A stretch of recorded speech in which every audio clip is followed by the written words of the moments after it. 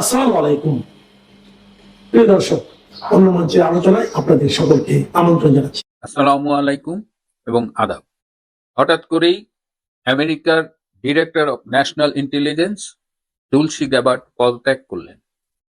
যদিও তার পদত্যাগ পত্রে বলা হয়েছে তার স্বামী এই মুহূর্তে দুর্লভ হাড়ের ক্যান্সারে আক্রান্ত এবং তিনি আগামী দিনে স্বামীর চিকিৎসার সময় তার পাশে থাকতে চান, কিন্তু প্রশ্ন উঠেছে যে এটি কি মূল কারণ নাকি এর বাইরেও আরো কারণ রয়েছে। বিশেষ করে ট্রাম্পের সাথে তার যে বিভিন্ন বিষয়ে মত পার্থক্য হচ্ছিল, তার কারণেই কি তিনি পদত্যাগ করবার সিদ্ধান্ত নিয়েছেন। প্রথমেই একটু জেনে নেই যে কে এই তুলসী গ্যাবার্ড। তুলসী গ্যাবার্ড হলো আমেরিকার যত গোয়েন্দা সংস্থা আছে, মোট 18টি এজেন্সি আছে, এই সব এজেন্সির সমন্বয় করেন এবং সব এজেন্সি মিলে তিনি সবার উপরে, তার জন্য একটি পদ ক্রিয়েট করা হয়েছে, ডিরেক্টর অফ ন্যাশনাল ইন্টেলিজেন্স, অর্থাৎ তিনি গোয়েন্দা কার্যক্রমে সবার চিফ ছিলেন। তারও আগে তুলসী গ্যাবার্ড কিন্তু ডেমোক্র্যাট পার্টি থেকে কংগ্রেস ওয়ামেন নির্বাচিত ছিলেন, কিন্তু পরবর্তীতে তিনি ডেমোক্র্যাট পার্টি থেকে পদত্যাগ করে রিপাবলিকানদের সাথে যোগ দেন এবং ক্রমশ ডোনাল্ড ট্রাম্পের সাথে রাজনৈতিকভাবে ঘনিষ্ঠ হন এবং ডোনাল্ড ট্রাম্প প্রেসিডেন্ট নির্বাচিত হয়ে তাকে এই ডিরেক্টর অফ ন্যাশনাল ইন্টেলিজেন্স পদে নিয়োগ দেন। বরাবরই তুলসী গ্যাবার্ড যুদ্ধবিরোধী একজন মানুষ ছিলেন। তিনি ইরাক, সিরিয়া, লিবিয়া সব যুদ্ধের বিরোধিতা করেছেন। তিনি বিশ্বাস করতেন যে আমেরিকার এই যে অন্তহীন যুদ্ধে জড়ানোর যে প্রবণতা, তা থেকে বেরিয়ে আসা উচিত। এমনকি মধ্যপ্রাচ্যে যে যুদ্ধ, সর্বশেষ যে ইরান আক্রমণ, এসব কিছুর কিন্তু তিনি পক্ষে ছিলেন না এবং এ কারণেই তার একটা বিশাল পরিচিতি ছিল। তিনি যুদ্ধের চাইতে কূটনৈতিক সম্পর্ককে বেশি প্রাধান্য দিতেন এবং তিনি মনে করতেন যে কূটনৈতিক আলোচনার মধ্য দিয়েই সকল সমস্যার সমাধান করা সম্ভব। আমাদের আমেরিকার বিভিন্ন প্রেসিডেন্টের আমলে আমরা দেখেছি যে তারা যেটা চায় সেটার পক্ষে যেন ইন্টেলিজেন্স রিপোর্টটা আসে, তাদের ন্যারেটিভের পক্ষে ইন্টেলিজেন্সের ইনফরমেশন সাপোর্টটা যারা চায়। কিন্তু এক্ষেত্রেও আমরা তুলসী গ্যাবার্ডকে কিন্তু এক্সেপশনাল দেখেছি। যখন ইরান আক্রমণ করবার জন্য উসিলা খোঁজা হচ্ছিল, বলা হচ্ছিল ইরান নিউক্লিয়ার উইপন তৈরির একদম দ্বার প্রান্তে, তখন এই তুলসী গ্যাবার্ড তার বিভিন্ন এজেন্সির মাধ্যমে প্রাপ্ত তথ্যের মধ্য দিয়ে বলেছিল যে এই তথ্যটি সঠিক নয় এবং এই গোয়েন্দা সংস্থার বরাত দিয়ে ট্রাম্পকে এটাও বলা হয়েছিল যে ইরানের শীর্ষ নেতৃত্বকে হত্যা করলেই যে যুদ্ধ থেমে যাবে বা ইরান নিয়ন্ত্রণে এসে যাবে, এটাও ঠিক নয়। এমনকি ভেনিজুয়েলায় যে মাদুরোকে যেভাবে তুলে নিয়ে আসা হলো এবং ভেনিজুয়েলায় যেভাবে দখল করা হলো, সেটিও কিন্তু তুলসী গ্যাবার্ড সমর্থন করে নাই। বর্তমানে এই ইরান যুদ্ধের কারণে যেটি চাপা পড়ে গেছে যে কিউবার সাথে ভীষণ একটা অ্যাগ্রেসিভ আচরণ করছে বর্তমানে আমেরিকা। এই কিউবার সাথে এইভাবে আচরণ করাটাও তুলসী গ্যাবার্ড কিন্তু সমর্থন করেনি। আপনাদের নিশ্চয়ই মনে আছে যে কদিন আগে এই তুলসী গ্যাবার্ড বলেছিলেন এই যে আমেরিকার রেজিম চেঞ্জের জন্য যেভাবে এই প্রচুর অর্থ খরচ করে এবং যেসব দেশে তারা রেজিম চেঞ্জ করেছে, এইভাবে দেখা গেছে যে রেজিম চেঞ্জের পরে অধিকাংশ দেশেই একটা জঙ্গি শক্তির উত্থান ঘটেছে। পরবর্তীতে সেই জঙ্গি শক্তিকে ঠেকানোর জন্য আমেরিকাকে আবার বিলিয়ন বিলিয়ন ডলার খরচ করতে হয়েছে। তিনি মনে করেন যে আমেরিকার এই রেজিম চেঞ্জের এই ষড়যন্ত্র থেকে বেরিয়ে আসা উচিত। তো এই সব বিষয় নিয়ে ঠিক আবার যেমন যুদ্ধ নয় কূটনীতির পক্ষে কথা বলেন, ঠিক তেমনি ডোনাল্ড ট্রাম্পের প্রশাসনে আরেকটা গ্রুপ আছে যারা খুব অ্যাগ্রেসিভ, যারা যুদ্ধের সপক্ষে। তারা মনে করেছে যে ইরানকে অ্যাটাক করো, ভেনিজুয়েলাকে এভাবে তার প্রেসিডেন্টকে তুলে নিয়ে আসো। এই গ্রুপটা ক্রমশ শক্তিশালী হচ্ছিল এবং তুলসী গ্যাবার্ড ক্রমশ নিঃসঙ্গ হয়ে যাচ্ছিল। হয়তো তুলসী গ্যাবার্ড মনে করেছেন যে এইভাবে ট্রাম্পের সাথে দূরত্ব তৈরি হচ্ছে, সম্পর্কে একটা টেনশন তৈরি হচ্ছে এবং এক পর্যায়ে হয়তো ট্রাম্প তাকে স্যাক করে দিতে পারে। ট্রাম্প কর্তৃক স্যাক না হয়ে তিনি সম্মানের সাথে সময় থাকতেই তার পদ থেকে সরে দাঁড়ালেন। এটি নিয়েই এখন আলোচনা হচ্ছে। পুরো আমেরিকার মিডিয়া জুড়ে আলোচনা, বিশ্ব জুড়েই আলোচনা হচ্ছে তুলসী গ্যাবার্ডের এই পদত্যাগ নিয়ে। তো এটা কতটুকু সত্যি বা এর গভীরতা কতটুকু, সেই আলোচনা করবার পাশাপাশি এটিও আমি একটু দেখতে চাই যে তার স্বামী আব্রাহাম উইলিয়ামস, তারা বিবাহিত প্রায় এক যুগের মতো, প্রায় 11 বছরের মতো তাদের বৈবাহিক জীবন। এই জীবনে তুলসী গ্যাবার্ডের সবকিছুর সবচেয়ে বড় সমর্থক ছিল তার স্বামী। তুলসী গ্যাবার্ড রাজনীতি করেছেন, তার জীবনে যত চ্যালেঞ্জিং সময় এসেছে সব সময় এই আব্রাহাম উইলিয়ামস তার সাথে ছিলেন। তো আজকে আব্রাহাম উইলিয়ামস যখন একটা রেয়ার ফর্ম অফ বোন ক্যান্সার বা হাড়ের ক্যান্সারে আক্রান্ত হয়েছেন, তখন তুলসী গ্যাবার্ড মনে করছেন যে তার যে এই যে পাবলিক সার্ভিস, তার যে জীবন, রাজনৈতিক জীবন, এগুলো ছেড়ে আগামী দিনে তার স্বামীর এই বিপদের সময় তার এখন একটা দীর্ঘ চিকিৎসা প্রক্রিয়ার মধ্য দিয়ে যেতে হবে, সেই সময় তিনি স্বামীর পাশে থাকাকেই গুরুত্ব দিয়েছেন। এটি কিন্তু একটি মানবিক দিক, এবং আমি ব্যক্তিগতভাবে এই মানবিক বিষয়টাও সমর্থন করি। প্রিয় বন্ধুরা, আপনারা কি মনে করেন? আপনারা কি মনে করেন যে এই স্বামীর চিকিৎসার জন্যই তার এই পদত্যাগ, নাকি আরো কোনো কারণ আছে? আপনারা কমেন্টসে লিখে জানাতে পারেন। তুলসী গ্যাবার্ডের পদত্যাগ নিয়ে যখন মিডিয়ায় ব্যাপক আলোচনা চলছে, এবং আমরা অনেকদিন ধরে শুনছি যে মার্কিন পররাষ্ট্রমন্ত্রী মার্কো রুবিও এই মাসের মধ্যেই ভারতে আসবেন। তিনি আজকে সকালে কলকাতায় এসেছেন। ভারত এই যে রেয়ার মিনারেলস কেনে, এগুলো অনেকেই কেনে মিয়ানমার থেকে, এই রেয়ার মিনারেলস নিয়ে আলোচনা হবে। জ্বালানি নিরাপত্তা এবং আগামী 20 বছর এই অঞ্চলে কিভাবে জ্বালানি নিরাপত্তা নিশ্চিত করা যায় সেটি নিয়েও মার্কো রুবিও কথা বলবেন। আবশ্যিকভাবে ভারতের সাথে তার যে আলোচনা, সেখানে উঠে আসবে বাংলাদেশ প্রসঙ্গ। বাংলাদেশ নিয়ে ভারত আমেরিকার অনেক দিন ধরে আলোচনা চলছে, তো সেই আলোচনার ধারাবাহিকতায় অত্যন্ত গুরুত্বপূর্ণ আলোচনা হবে মার্কো রুবিওর সাথে ভারতের সংশ্লিষ্ট কর্তৃপক্ষে। তিনি ভারত থাকাকালীন এই আলোচনার কোনো আপডেট পেলে আমি আপনাদের জানাবো। আজ এ পর্যন্তই। বাংলাদেশে ওই আমার ভাবির পোলারা যদি বদ বায়ু ত্যাগ করে, স্যান্ডেল উল্টা পাল্টা করে পরে, তারা কুত্তা, বিড়াল, শিয়াল, বান্দর, ইন্দুর নিয়েও যদি ঘুরে, তারা যদি হাঁচি দেয়, তার শাশুড়িরাও যদি একটু বদ বায়ু ত্যাগ করে, সেগুলো ইন্টারন্যাশনাল নিউজ হয়, ন্যাশনাল না শুধু। কিন্তু এত বড় একটা ঘটনা, সেটা নিউজ হচ্ছে না কেন? কি কারণে? এই দেশে এই মুহূর্তে তো আরেকটা কথা, সংবাদপত্র তখন বলে গেছে, সংবাদপত্রের স্বাধীনতা তো এখন নাই। আগেও যে খুব বেশি ছিল তা না, কিন্তু এইরকম কুক্ষিগত ছিল না। আগে সংবাদপত্রের স্বাধীনতা কেউ কেউ ভোগ না করলেও আমরা ভোগ করতে পারতাম, কেউ কেউ কিছু না কিছু বলতে পারতাম। এই যে এত বড় একটা নিউজ কোনো মিডিয়াতে নাই, কেন নাই? কেন থাকলো না? কারণ এটা তাদের নিষেধ করে দেওয়া হয়েছে, সরকারি ভাবে নিষেধ করে দেওয়া হয়েছে। বাংলাদেশে এই মুহূর্তে আমাদের যেটা আমাদের কমরেড বললেন যে 3 মাস হয় একটা সরকারের বয়স, তাদের মানুষ গালাগালি শুরু করেছে। লজ্জা থাকা উচিত এই সরকারের। একটা সরকার কতটুকু অসন্তুষ্ট। আর যদি এই মুহূর্তে আওয়ামী লীগ নিষিদ্ধ না থাকতো, এই মুহূর্তে আওয়ামী লীগ বিরোধী দলে থাকতো, বা বিরোধী দলে না থাকতো, তার স্বাভাবিক প্রক্রিয়া মানে সে প্রতিক্রিয়া দেখাইতে পারতো, তাহলে দেখতেন কিভাবে মিছিল হতো। আবার কিছু বদমাইশ সেগুলো মিছিলকে বলেছে এগুলো ছাত্রলীগ এসে মিছিল করে, যুবলীগ মিছিল করে, এই বদমাইশেরা এগুলো করেছে। আর একজন দর্শককে কখন গুলি করে? যখন যারা ভিকটিম তাদের আত্মীয় স্বজন মনে করে আমরা সুবিচার পাবো না। মানে একটা দেশের আইন আদালতের প্রতি মানুষের কতটুকু ঘৃণা এবং কতটুকু অনাস্থা আইন আদালতের প্রতি, যখন আদালতের সামনে গুলি করে মেরে ফেলে। কারণ তারা জানে যে সে কোনো না কোনোভাবে ছাড় পেয়ে যাবে। আর আমাদের দেশের পত্রিকা শুধু এইটা না, হামের নিউজও ছাপছে না। এই হামের শিশুর মৃত্যুর খবর, এগুলো তারা ছাপছে না। অনেক কিছুই তারা গোপন করে যাচ্ছে। যতটুকু তাদের সুবিধা ততটুকুই কেবল তারা প্রকাশ করতে দিচ্ছে বা দিতে চায়, আর বাইরে তারা দিতে রাজি না। বাংলাদেশের যে চিত্র এই মুহূর্তে, এটা যদি সঠিকভাবে প্রকাশ করতে দিত, তাহলে বাংলাদেশ এই মুহূর্তে বাংলাদেশে একটা দেউলিয়া রাষ্ট্র ঘোষণা করতো সারা পৃথিবীর মানুষ। তার মানে এই না যে পৃথিবী জানে না। কারণ আপনি ওই কাকের মতো চোখ বন্ধ করে সাবান কোথাও রেখে দিলে আর কেউ দেখলো না তা না, পৃথিবীতে নিউজগুলো চলে যায়। যেমন আমরা জেনে গেছি যে কোন ঘটনাটা আদালত চত্বরে ঘটেছে। তবে সরকার যা করতেছে, 3 মাসে যদি তার স্বরাষ্ট্রমন্ত্রীকে মানুষ ভুয়া ভুয়া স্লোগান দেয়, তাহলে ওই আপনার এখানে ভাষা অর্জন করা যাবে না, বলা যাবে না।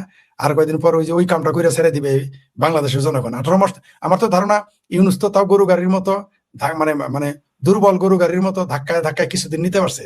এই সরকার তো 18 মাস টিকবে বলে আমার মনে হয় না। যদিও আগে আমি বলেছিলাম যে এই সরকার 3 বছর টিকবে, এই মুহূর্তে মনে হচ্ছে না যে এই সরকার আর 3 মাস টিকতে পারবে, আমার মনে হয় না। এবং এই সরকার থাকা উচিত না। এই মুহূর্তে গণমানুষের সরকার দরকার, যারা এই দেশকে ঠিক মতো পরিচালনা করতে পারবে।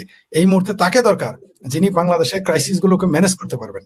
সেই রকম মানুষের নেতৃত্বে এই দেশ পরিচালিত হওয়া উচিত, নাহলে এই দেশকে টিকিয়ে রাখতে পারবেন না। যে শেখ হাসিনা আসবে, তারা যদি কেউ যদি মনে করে তাকে ঠেকিয়ে দিবে রাস্তায়, তাহলে ভুল করবে। শেখ হাসিনা ওইভাবেই আসবে যখন তারা কেউ সামনে দাঁড়াতে পারবে না বা পালিয়ে যাবে। এখন সেটা শুভেন্দু দাও হইতে পারে, সেটা অমিত শাহর সাথে থাকতে পারে, নরেন্দ্র মোদীও সাথে থাকতে পারে, সেগুলো আলাদা প্রসঙ্গ। মানে আমি সরকারের সহযোগিতার কথা বলতেছি, কেউ তার সাথে থাকে না, সরকারি সহযোগিতা। আমি দিল্লির কথা যেটা বলেন, এই মিটিং তাদের বহু আগেরই পরিকল্পিত। তাদের একটা রুটিন প্রোগ্রাম আজকে দিল্লিতে সকল নেতা মন্ত্রীকে ডেকেছেন।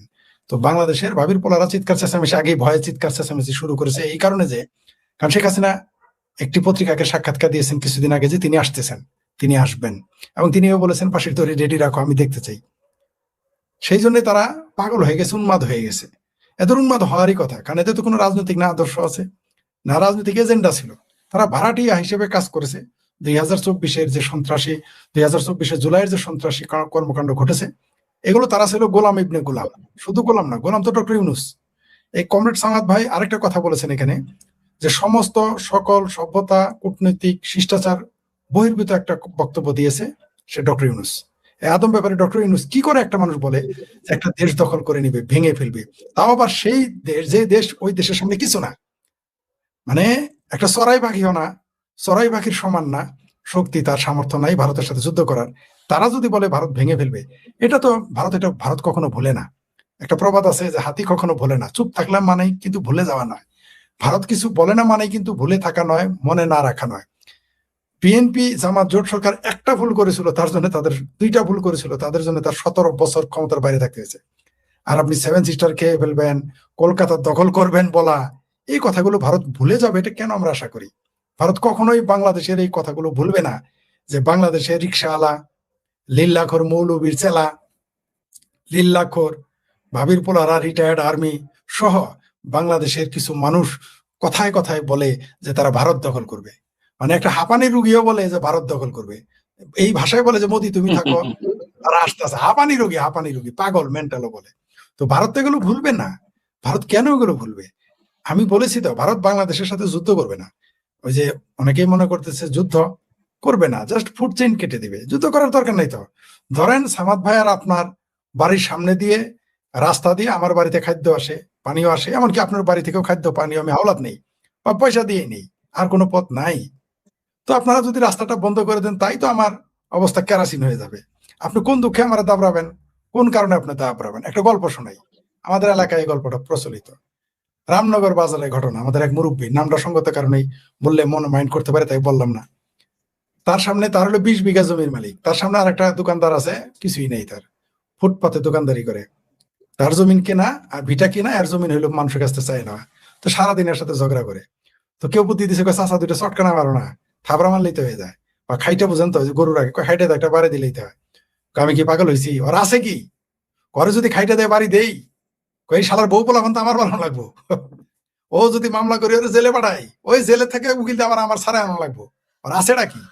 ওর তো কিছুই নাই, কারণ ন্যাংটার নাই, বাটপারের ভয়। কয় আমার হলো 20 বিঘা জমি, আমি মামলা করলে ও যদি আমার মামলা করে তাও আমার লস, আর আমি যদি ওর বিরুদ্ধে মামলা করি তাও আমার লস। ওর বউ পোলা বানায় আমার পিছিয়ে পিছিয়ে করবো, আমার খাবার নাই, দাবার নাই। বাংলাদেশ ভারতের সম্পর্কটা এরকম। সেই জন্য ভারত একটু চুপ করে আছে। ওই আমাদের রামনগরের ওই চাচার 20 বিঘা জমির মালিকের মতো হলো ভারত, আর বাংলাদেশ তো কারা এখন বুঝতেই পারছেন, যার কোনো ভিটাই নেই। তো এই জন্য ভারত কিছু বলতেছে না, কারণ আজকে যদি বাংলাদেশকে ভারতের একটা কূটনৈতিক চাল যদি শুরু হয়ে যায়, একটা কূটনৈতিক চাল দেয়, কালকে ভারতের মানুষ না খেয়ে মারা শুরু করবে, পালে পালে, দলে দলে। তখন তো এদের চাল ডাল ভারতকে দিতে হবে, আমেরিকা আসবে না, কোনো কালেই আসবে না। এই দেশের মানুষ, 18 কোটি মানুষের চাল ডাল দেওয়ার জন্য আমেরিকা আসবে না। আমেরিকা হলো জামালপুরে পাগলা, ডিমের আলি 5টায় কিনে 3টায় বেচে, 3টায় কিনে 5টায় বেচে না রে ভাই। এইখানে যখন দেখো ব্যবসায় লস আসবে না, 18 কোটি মানুষকে সে খাওয়াবে না, ওই ভারতকে খাওয়াইতে হবে বাংলাদেশকে। আর আমি বলে দিয়েছি তো, সম্ভবত আপনার জন্য বলেছি কিনা আমার মনে নাই, যে যেদিন বাংলাদেশে একটা যুদ্ধের ময়দান হয়ে যাবে, 1.5 কোটি হিন্দু আর 3 কোটি মুসলমান ভারতে গিয়ে খাইতে হবে, কারণ তো না খায় মরবে সব। এই 1.5 কোটি হিন্দু আর সাথে যাবে 3 কোটি মুসলমান, ওই ভারতেরটাই খাবে, ভারতেরটাই পড়বে। এখন গালাগালি করতেছে, খেয়েও আবার গালাগালি করবে। কাইসার হামিদকে দেখেন নাই, তার বাচ্চারা নিয়ে গেল ট্রিটমেন্ট করতে, ফিরে না আসতেই সাথে সাথে ভারতকে দোষী করে ফেললো। আর যদি পাকিস্তান গিয়ে মরতো তাহলে বলতো সব হায়াত হলো আল্লাহর হাতে, হায়াত মৌত রিজিক হলো আল্লাহর হাতে, তাই মরছে। আর ভারত থেকে আসছে তাই এটা ভারতের হাসপাতালে। কত বড় but per CMC H hospital. অন্য কোনো যদি হসপিটাল হইতো একটা কথা ছিল, এই সিএমসি হসপিটাল কতটুকু স্ট্রিক্ট কন্ট্রোল, ভারত সরকারের সেখানে নাই, এন্ট্রেন্স পাওয়ারই নাই, ওইখানে ঢুকতেই পারবে না। ওইখানে ভারতের সরকার, ভারতের প্রশাসনের কোনো ক্ষমতাই নাই, এদেশের মানুষ তো জানে না। ওইখানে শুধু ক্ষমতা হলো ডাক্তার হলো সর্বোচ্চ পাওয়ারফুল, আর ওইখানকার ডাক্তার হচ্ছে নিবেদিত। সেই সিএমসি হসপিটাল সম্পর্কে সেটাকে ভারত বানাই ফেললো। কত বড় বাটপার এই কাইসার হামিদ। সিএমসি হসপিটাল বাংলাদেশের কত মানুষের কম টাকা চিকিৎসা করে জানেন? প্রতিদিন কত মানুষের জন্য ভর্তুকি বাংলাদেশের জন্য দেয়, এটা কাইসার হামিদ জানে। এখন থেকে এই বদমাইশটার কথার জন্য ভারতের সিএমসি হসপিটাল তো সেই সুযোগ আর দিবে না, সেই সুযোগ দিবে না, কারণ জানে যে বাংলাদেশে গিয়ে মিথ্যা কথা বলবে। সেটা একটা মিশনারি হসপিটাল। বাংলাদেশের মানুষ হচ্ছে যে এখানে যেটা সামাদ ভাই বললেন যে শেখ হাসিনা আসবেনি, শেখ হাসিনা তো অবশ্যই আসতে হবে। শেখ হাসিনাকে বাংলাদেশ রক্ষা করার জন্য আসতে হবে, সার্বভৌমত্ব রক্ষার জন্য আসতে হবে, মানুষের জানমাল রক্ষার জন্য আসতে হবে। কারণ আমরা বুঝে ফেলেছি, বাংলাদেশের জনগণ বুঝে ফেলেছে যে এই মুহূর্তে আপনারা যখন কথা বলতেছিলেন আপনারা বুঝতে পারছেন যে আমার একটা কল আসছিল। আমাকে বাংলাদেশ থেকে ফোন দিয়েছে, সে আওয়ামী লীগ করে না। উনি বললেন আমাকে, শেখ হাসিনা যদি এখন ডাক দেয় 2 কোটি মানুষ রাস্তায় নামবে। কয়েকলে তার মধ্যে 2 কোটির মধ্যে কিন্তু আওয়ামী লীগ না। আমি বললাম যে আওয়ামী লীগের লোক, বললো না আওয়ামী লীগের লোক না, আওয়ামী লীগ ছাড়াই 2 কোটি লোক নামে পড়বে। এবং তার এই কথাটা কিন্তু সত্য। ধরে নেন 2 কোটি নামবে না, 1 কোটি লোক নামবে। আচ্ছা ধরে নেন 1 কোটি না, 50 লাখ লোক নামবে। 50 লাখ লোক নামলে সরকার থাকবে? এই আমার ভাবির পোলারা খুঁজে পাওয়া যাবে? এই ওয়াকার, আগে তো মানুষ বলতো ওয়াকথু, মানে থুতু বলতো মানুষের দেখে, এখন তো বলে ওয়াকার থু বলা শুরু করছে লোকজন। এই ওয়াকার ক্যান্টনমেন্টের বাইরে তো ক্যান্টনমেন্ট থাকবে ওয়াকারের। তো শেখ হাসিনা তো অবশ্যই আসবে, কারণ বাংলাদেশের মানুষের এখন যে আর্থিক অবস্থা, সামাজিক অবস্থা, রাজনৈতিক অবস্থা, আইন শৃঙ্খলার অবস্থা, দেশের সার্বভৌমত্বের অবস্থা, মানচিত্রের অবস্থা, পতাকার অবস্থা, মানুষকে শেখ হাসিনাকে আসতে হবে। আপনি শেখ হাসিনাকে ঠেকাইতে পারবেন। আর যেটা বললেন দিল্লিতে যে মিটিং হচ্ছে, এই ভীতি তাদের এখন কাজ করা শুরু করেছে, এবং এই ডর জারি রাখনা চাই। তাদের করুণ পরিণতি হবে যারা জুলাই সন্ত্রাস ঘটিয়েছে, যারা হামের টিকা না দিয়ে শিশু হত্যা, এটা একটা গণহত্যা, এটা করিয়েছে, যারা বাংলাদেশের আইন শৃঙ্খলা অবনতি ঘটিয়েছে, যারা পুলিশ হত্যা করেছে, যারা সাধারণ মানুষকে হত্যা করেছে, এদের করুণ পরিণতি হবে। শেখ হাসিনাও তাদের ক্ষমা করে দিতে পারেন, ধরে নিলাম আওয়ামী লীগ তাদের ক্ষমা করে, সাধারণ মানুষ ক্ষমা করে দিবে না। তার একটা সিমটম আপনি শুরুতেই বললেন যে আদালতের সামনে গুলি করে মেরে ফেলেছে। আপনি রক্ষা করতে পারবেন? আপনি কি মনে করেছেন আদালতের সামনে গুলি করার সময় পুলিশ বুঝে নাই কি? তারা নীরব দর্শকের ভূমিকায় ছিল, কারণ তারা জানে, তারা চুপচাপ ছিল। এরকম ঘটবে। এবং সে কি সাক্ষাৎকার, তার জবাবটা কি ছিল শুনেছেন তো? সুতরাং আপনি কোন দিকে যাবেন? এই দেশের মানুষ এখন এই মুহূর্তে সরকারের প্রতি বিন্দু মাত্র আস্থা নেই। আর যে লোকটা আমাকে ফোনে একটু আগে জানালেন, তিনি ঠিকই বলেছেন যে, এবং তিনি উত্তরা থাকেন, উত্তরায় কিন্তু এখন এই মুহূর্তে জামাত বিএনপির ঘাঁটি, উত্তরা থেকে আমাকে ফোন করেছেন। তিনি বলেন যে শেখ হাসিনা এখন ডাক দিলে এয়ারপোর্টে 1 কোটি মানুষ, 2 কোটি মানুষ যাবে বলছে, তার ভাষায় আর কি, এটা আমি না। আমি মনে করি যে, আমি তো বলেছিলাম আপনার চ্যানেলেও অন্যান্য জায়গায়, আমি বলেছিলাম যে 50 থেকে 60 লক্ষ লোক হবে শেখ হাসিনা যখন আগামীতে আসবেন। সকল প্রকার যত এই পর্যন্ত যত প্রত্যাবর্তন হয়েছে, যত ঐতিহাসিক ঘটনা ঘটেছে, সব ব্রেক করে ফেলে। আমি বলেছিলাম 50 থেকে 60 লক্ষ লোক জমায়েত হবে শেখ হাসিনাকে দেখার জন্য। উনি বলে ফেলেন 2 কোটি। উনি কিন্তু আওয়ামী লীগ করেন না, আবারও বললাম আমি, এমন না যে তিনি আওয়ামী লীগ করেন, তাহলে আমি বলতামই না, কারণ আওয়ামী লীগের লোক বলতেই পারে। বরং আওয়ামী লীগের লোক আমার কোনোদিনই বলে নাই যে 1 কোটি লোক শেখ হাসিনার জন্য ওইখানে আসবে, সাহসী তারা পায় নাই। এটা একটা সাধারণ জনগণ, একজন সাধারণ ব্যবসায়ী আমাকে এই কথা বলেছেন, এবং আবার বলছি তিনি আওয়ামী লীগ করেন না। তো আসলে দেশের অবস্থা এখন, তাদের ভয় পাওয়ার কারণ, যেটা ভাবির পোলারা ভয় পাচ্ছে, এটা তারা একটু নাটক করতেছে। তারাও জানে সাধারণ মিটিং, কিন্তু তারা জনমত সৃষ্টি করার চেষ্টা করতেছে। কিন্তু এটা হবে না, জনগণ আর আমার ভাবির পোলাদের ডাকে আসবে না। সর্বশেষ এক লাইন বলে আমি শেষ করি, আমার ভাবির পোলা পাটেও রেখে কিন্তু আবার দাবড়াইতেছে এই মুহূর্তে। আপনি যখন কথা বলতেছেন, একজন মেসেজ করছে যে ওকে নাকি আবার দাবড়াইতেছে, ঠিক আছে? তো এইভাবে দাবরানি, ওরা আওয়ামী লীগ আসার আগে আমার ভাবির পোলারা দাবরানি খাবে, জামাতেরও দাবরানি খাবে, খাইতে থাকবে, তারপর ফাইনাল দাবরানি বাংলাদেশের জনগণ দিবে। ধন্যবাদ। আপনি এই মার্কিন যুক্তরাষ্ট্রের যিনি রাষ্ট্রদূত ঢাকায় আছেন, তার এই বক্তব্যকে আপনি কতটুকু গ্রহণযোগ্য বলে মনে করছেন? না, গ্রহণযোগ্য হওয়ার তো কোনো কারণ নাই। এবার বুঝতে হবে যে এই যে রাষ্ট্রদূত, তিনি মার্কিন সাম্রাজ্যবাদ, যেটা এখন আমরা দেখতে পাচ্ছি সব জায়গায় খুব আধিপত্য বিস্তার করছে, তারই প্রতিনিধি। ফলে ওই ট্রাম্প প্রশাসনের যে নীতি, সেটাই সে এখানে বলবে, তার বাইরে তো তার যাওয়ার কোনো স্কোপ নাই। তাকে রাখাই হয়েছে এই কারণে, তার ওই গভর্নমেন্টের পক্ষে কথা বলার জন্য। ফলে ওগুলোতে আমি খুব একটা গুরুত্ব দিই না। কিন্তু আমার যেটা কষ্ট, সেটা হলো যে আমাদের দেশ তো একটা স্বাধীন সার্বভৌম দেশ। তো এখানে তো আর মানে সবাই তো গরু ছাগল না, আমরা হয়তো আমাদের হয়তো অনেক লেখাপড়া নাই, আমাদের পিএইচডি ডিগ্রি নাই, খুব ভালো কথা, কিন্তু অন্য অনেকেই তো আছে তাদের, হ্যাঁ। তো তারা যখন এগুলাকে মানে ক্লজ বাই ক্লজ দেখাই দিচ্ছে যে কোন জায়গাগুলো আমাদের স্বার্থের ভীষণভাবে পরিপন্থী, সেটা দেখিয়ে দিচ্ছে তারা, কিন্তু সেগুলো নিয়ে কোনো কথা বলছে না। তার চেয়েও বড় কথা, এই অন্তর্বর্তী সরকারের যে প্রধান ছিলেন মোহাম্মদ ইউনূস, তিনি এখন বিশ্ব বাটপার হিসেবে পরিচিত। আচ্ছা, তার সরকারের সেই সময়ের উপদেষ্টা ফরিদ আক্তার বলছে যে এটা সাংঘাতিক ভাবে দেশ বিরোধী, রাষ্ট্রবিরোধী কাজ হয়েছে এবং আমাদের কৃষি খাতকে সম্পূর্ণভাবে আমেরিকার হাতে তুলে দেওয়ার জন্য এই চুক্তিটা হয়েছে। কিন্তু দেখেন, সে যখন বলছে যে আমি সরকারের থেকেও কিছু করতে পারি নাই, কিন্তু আপনি যখন সরকারে ছিলেন আপনি তো কোনো কথা বলেন নাই, যাই হোক ধরে নিচ্ছি। কিন্তু আমার কথা হচ্ছে যে তাদের নিশ্চয়ই উপদেষ্টা পরিষদে এটা আলোচনা হয়েছে, আলোচনা হয়ে ফরিদ আক্তার নিশ্চয়ই বুঝতে পেরেছে যে এগুলো আমাদের স্বার্থ বিরোধী। তো ইউনূস কেন বুঝলো না এটা? খলিল কেন বুঝলো না? ফজল কবির খান কেন বুঝলো না? ওয়াহিদুদ্দিন মাহমুদ কেন বুঝলো না? সালাউদ্দিন আহমেদ কেন বুঝলো না? তারা তারা এতগুলো সব পিএইচডি ডিগ্রিধারী আমেরিকায় লেখাপড়া করা, তারা কি এই জিনিসগুলো বুঝে নাই? নিশ্চয়ই বুঝেছে। কিন্তু ওই যে বললাম, এই অন্তর্বর্তী সরকারটা মানে ইউনূসের প্রধান লক্ষ্য ছিল এই দেশে কিভাবে ওই আমেরিকার স্বার্থ মানে কে রক্ষা করা। এটাই এখন তার অ্যাকচুয়ালি দেশ চালানোর ব্যাপারে তার কোনো আগ্রহ ছিল না, কিছু না। তার আগ্রহ ছিল দুই তিনটা ব্যাপারে, যে নিজের বিরুদ্ধে যত মামলা আছে, গ্রামীণ ব্যাংকের যত সুযোগ সুবিধা, এগুলো ঠিক করা, আর প্রতি মাসে একবার করে বিদেশে যাও, এইগুলাই ছিল তার লোক। না হলে আপনি চিন্তা করেন, মততন্ত্রকে মহিমান্বিত করতে পারে কোনো মানে সিটিং গভর্নমেন্ট করতে পারে? পৃথিবীর কোথাও শুনেছেন? বলতেছে যে এটা প্রেশার গ্রুপ এবং এটা সেটা, যার জন্য যার খেসারত এখন পর্যন্ত এই তারেক রহমান সরকারকে দিতে হচ্ছে এবং হবেও ভবিষ্যতে। আচ্ছা, কালকে দেখলাম একটা কথা আপনি আমাকে বললেন, একটা কথা আপনি আমাকে বললেন, যদি এটা হয়ে থাকে আপনি যেভাবে বললেন, যদি অন্তর্বর্তীকালীন সরকার এরকম নিজেদের স্বার্থ সিদ্ধির জন্য এবং বিদেশি একটা রাষ্ট্রকে সেবা দেওয়ার জন্য এই ধরনের একের পর এক অন্যায় করে থাকে, তাহলে সেই অন্যায়গুলোর কোনো বিচার আমরা এখনো হতে দেখছি না কেন? এমনকি আমরা দেখলাম যে আদালতেও কয়েকজন আইনজীবী গিয়েছিল, কিন্তু আদালত তো সেগুলোকে খারিজ করে দিয়েছে, মানে গ্রহণই করে না। তো এটা তাহলে কি বুঝবো আমরা? না না, এটা তো পরিষ্কার খুব বোঝা, এটার জন্য বোঝার জন্য কোনো হার্ভার্ডের পিএইচডি হওয়ার দরকার নেই। এটা সিম্পল জিনিস। সেটা হলো এই যে আমি বিচার বিভাগের স্বাধীনতায় বিশ্বাস করি না। বিচার বিভাগ যে সুপ্রিম হবে এই কথাটা, যদিও তাদের 31 দফা যে ইস্তেহার দিয়েছিল সেটার মধ্যে এটা ছিল, কিন্তু দেখেন এসেই কি করলো এটা। আর না হলে কল্পনা করতে পারেন যে বিচারক যে ইউনূসের বিরুদ্ধে যে রিট হয়েছে তার শুনানি পর্যন্ত করতে দিল না, সে বললো যে এটা রাজনৈতিক উদ্দেশ্য করতে। আচ্ছা, তো সেটা তো আপনি এই কথাটা বলবেন কখন? যখন আপনি দুই পক্ষের কথা শুনবেন। শুনানির অর্থটা কি? আপনি উভয়